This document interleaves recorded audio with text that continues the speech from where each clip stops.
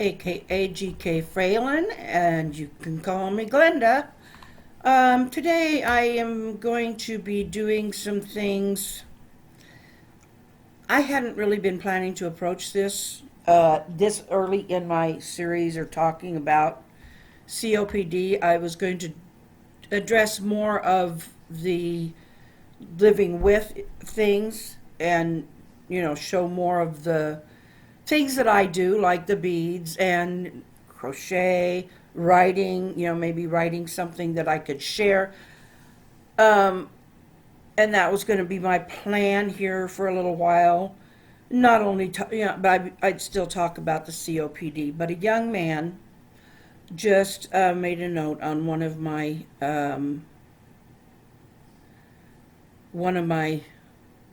vlogs that his grandfather is getting pretty bad, and they don't know how much longer he's going to last. And it's really hard on his grandma because she's been having to take care of him, and you can tell it's affecting the young man. So for sure, it's affecting the whole family. So end stage does not mean it's our end stage, but there is an end stage to everybody's life. And unfortunately, with some people, not everybody's is the same. I don't know what types of disease processes are involved with his particular COPD, because it is a combination of respiratory, chronic respiratory diseases. So I don't know his particular, and I don't want people thinking that I'm being morbid, because I am not going to be morbid. Not in my book, anyway. I don't intend to be morbid, but I do want to be considerate, and I do want to be able to address things for these people as well as for those of us who are still trying to be as active and mobile as we can. So while, yes, I will be doing this part and mentioning it, realize that this is not in order to scare you or anything. I'll probably deal more with family issues, what the family's going through and stuff, because I doubt that his grandfather is watching vlogs right now. I don't know, maybe, but he's in our prayers, and the whole family is. Who knows how long? It might turn out. I don't know the whole situation, and it might be that he's got something that they can deal with, some kind of pneumonia or something. Or it might just be that his body's worn out. And that does happen. So I am going to be doing some research on that.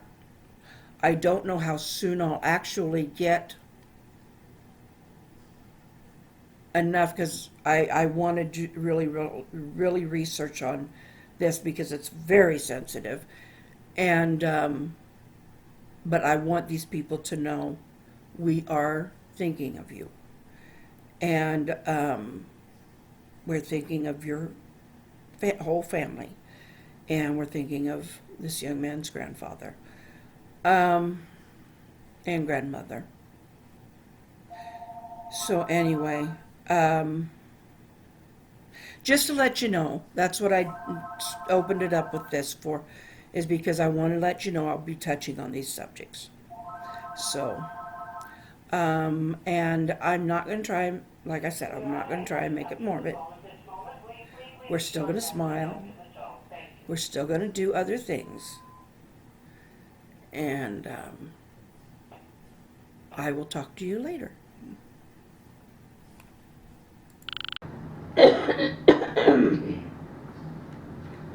Well, I do want to go long.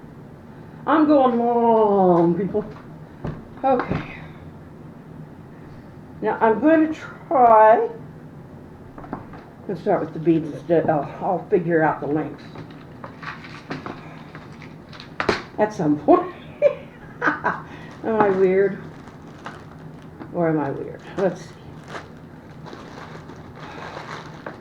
We got all different kinds of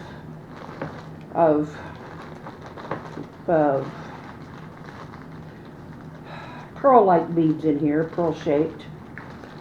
And in here I have something that needs to be sorted more. I have all kinds of different things, so, but there might be some, I'm seeing some things I just might want with this particular, oh, these things, I don't know why, if it's, but they really, when you first open them up, they really have an odor.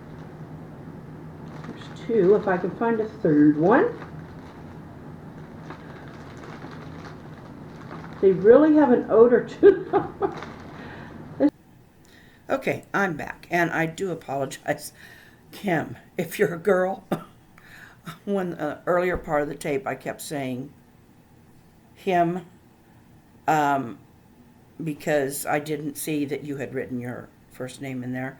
Kim can be a guy's name too, and I do know that. So whatever you, whether you're girl or boy, whatever age, I know this is concerning, and it's going to concern a lot of other people. I did do some looking up. I went online, and there seems to be no real true consensus that I could find in the short time I had today. What I can do is I can tell you this. Your grandmother is in a situation where she is primary care, if I understand you right, for your grandfather, who is likely not going to live much longer. This is hard on her. But yet, she probably willingly takes that on. Sometimes what we're willing to do needs some support, okay? I'm trying to figure out how to put this and make sense and be sensitive, and as as a nurse, or as I'm just going to talk to you as a person. As I could tell you all kinds of things as a nurse.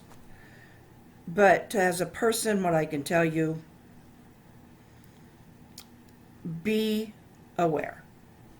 Be aware of your grandmother and her needs. If you can get hospice care for your grandfather, that would be good. Even if they come in the home, that is available in a lot of places. I don't know your financial level. I don't know anything about your area. So, and it's different from one place to another. So, and the availability is different from one place to another. But as a family, I hope that you are not the only family, and there are others they're close to. If she's a part of a church, if your grandparents, or if you are, or your parents, or if your grandparents have been part of a group like, the only one that comes to mind is the Legion, or the Eagles or Lions, one of those. A lot of times they also will help out. Taking in, like some cooked dishes that are, some homemade meals that, so that she doesn't have to, and so that you make sure she's eating, because it'd be easy for her to, if she's only preparing food for him, or, if she's just getting worn out, it can be easy for her to forget to eat. So there's just or not minor, but there's things like that we don't always think about that are very important. And we need to make sure that she's taking care of herself, and that she has that support and that backup. Because this isn't easy. And when, and getting people to come in and visit. Make sure you're talking to her about it. Don't cut her out of the loop. Don't cut your grandfather out of the loop either. If he's still lucid and knows what's going on around him and in his house, he's going to need to be comfortable with what that is. You don't want to stress him any more than you have to. You don't want to stress either one of them. But they do need to know that you're available, that they have the availability of others. Whatever is available to them, make sure they know. And be willing to have these conversations with them. I know we don't talk a lot about it here because we're trying to, I push the live to our optimum ability or our optimum level that we can within our limits. Okay, he's got a new limit. And your grandmother is right there in that limit with him. Unless somebody is helping her to get out and maybe go do her hair or something. Just be aware, okay? We just need to be talking to them. Well, not we, you. But, whenever any of us have someone, they need to be communicated with. They don't want to bring this stuff up because they don't want to bother you half the time. And you don't bring it up because you don't want to make them feel bad. I mean, that's just human nature. It's nothing to feel bad about, that you haven't or that you don't know how to. The day's over, guys. It's well over. Anyway, I love you. I care about you. I think we're making an absolutely great team. I hope our team is growing. If you are watching and you haven't subscribed and you'd like to, just click on the subscription button down there below. And if you like what you're hearing, give me a like. That's that little thumbs up symbol. And I'll see you mañana.